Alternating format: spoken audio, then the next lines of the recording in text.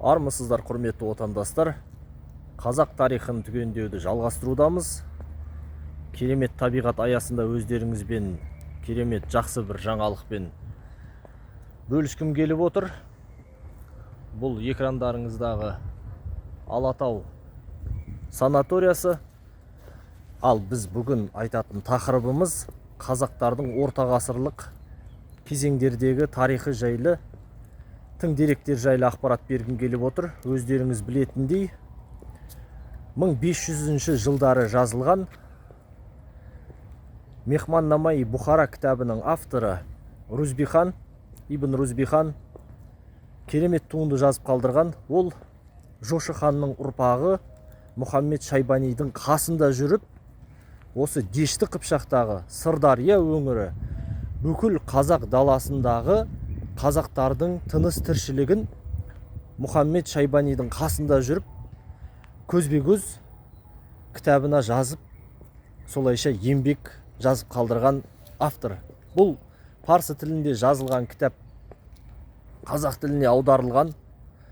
Оны Оразбай, Зәріпбай, парсы, шағатай, араб тілдерінің маманы қазақ тіліне аударып, солайша оны кітап етіп шығарылды бұл кітап.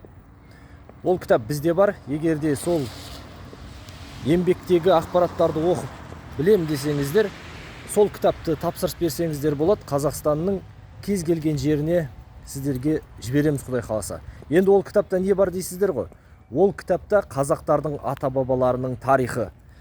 Ол кітапта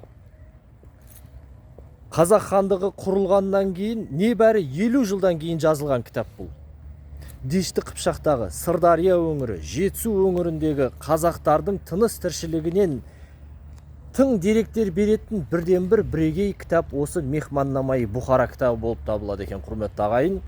Сол себепті осы қазақтардың сол дәуірлерде 16 ғасырда, яғни 1500 жылдары қазақтар қалай өмір сүрген, олардың экономикалық, рухани, әлеуметтік, басқа да салаларын біліп, зеріктеп, оқиым десеңіздер, осы кітаптан алып оқысаңыздар болады.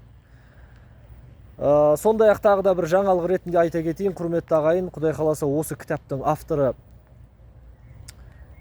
көрнекті ғалым Оразбай, Зәріпбаймен біз жеке сұхбат жасамақшы болып отырмыз, құрметті ағайын.